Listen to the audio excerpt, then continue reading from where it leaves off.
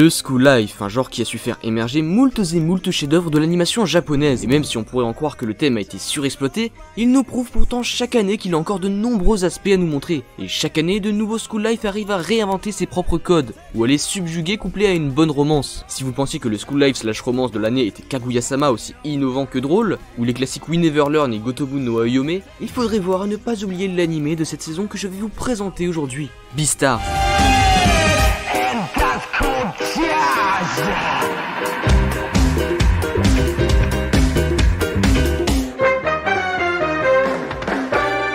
Tout d'abord, Beastars ne fait pas dans le classique. Aussi bien sur le fond que sur la forme, il innove en tout point, dans le School Life / romance, et il nous propose un monde très intéressant.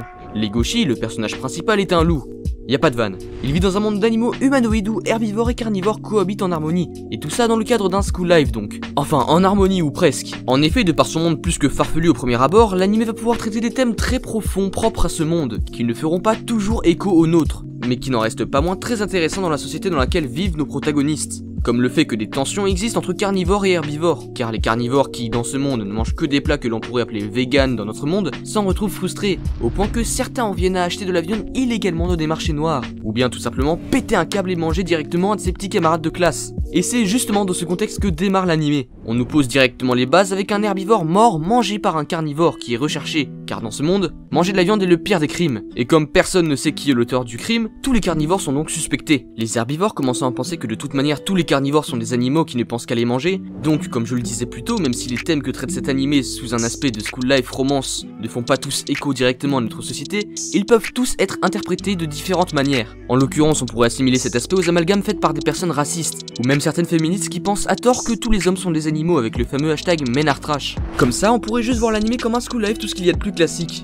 Mais en réalité, il y a une deuxième lecture à faire de cet animé propre à chacun, car chaque interprétation peut être différente, et c'est là que l'animé est fort. Tout l'animé n'est que métaphore sur métaphore, avec en plus une histoire bien sûr. Cet animé manie l'anthropomorphisme à la perfection, tout en le remaniant avec les codes d'un bon School Life. Nous avons des thèmes également plus explicites comme par exemple la discrimination de certaines espèces qui font directement écho au racisme, ou tout simplement le harcèlement scolaire et de la prostitution. De plus, tous les personnages sont intéressants et ont une pensée très différente qui est développée au cours de la série, comme le cerf qui donne toute sa personne dans chaque spectacle qu'il donne, mais se rend compte que malgré tous ses efforts, il sera toujours physiquement plus faible qu'un carnivore, et qu'il est contraint à sa propre réalité de proie. Si parfois la métaphore est difficile à cerner, c'est parce que c'est à vous de la trouver selon votre expérience de vie.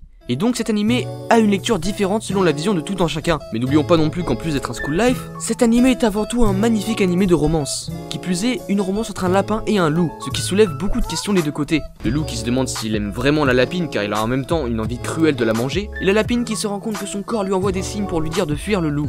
Et la façon dont ils vont arriver à former une union est incroyable et c'est du jamais vu dans un animé de romance.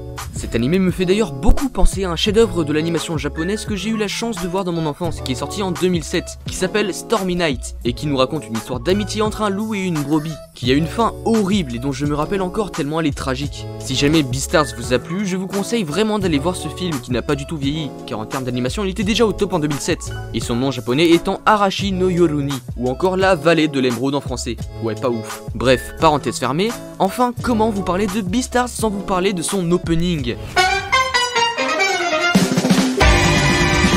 Cela faisait bien longtemps que je n'avais pas vu un opening aussi beau, que ce soit visuellement, musicalement, et qui fait autant sens et est aussi original. L'opening représente à merveille l'animé sans en dire trop. Le tout animé en stop motion avec des peluches confectionnées pour l'occasion et des maquettes. D'ailleurs il y a même un making of sur YouTube, je vous le mets en description, il est très intéressant. Toute la première partie de l'opening est sombre et représente Legoshi au début de l'animé qui essaye de renfermer ses pulsions de loup et voit le monde en noir. Puis le soleil arrive lorsqu'il se rend compte qu'il est amoureux de la lapine et que leur histoire est géniale. On les voit taper leur meilleure danse et c'est juste magnifique quand on pense que tout ça est fait en stop motion. Puis à la toute fin de l'opening, un suspense est installé avec un retour à la réalité sur un plan du loup qui mange la lapine, ou plutôt qui est explicitement montré avec du sang qui coule partout, et qui nous invite à nous questionner. Est-ce qu'il va finir par la manger ou va-t-il résister à ses instincts? En bref, un super animé qui traite des sujets intéressants en faisant écho à notre société via l'anthropomorphisme par exemple, et une animation tout autant originale pouvant passer d'une super CGI à une animation en aquarelle d'une demi-minute avec un putain d'opening en stop motion qui nous vend du rêve. Et j'en suis sûr, vous fera danser comme le loup et cette lapine qui sourit à la vie. Et finalement, n'est-ce pas le message de cet animé? Accepter les différences de chacun et danser.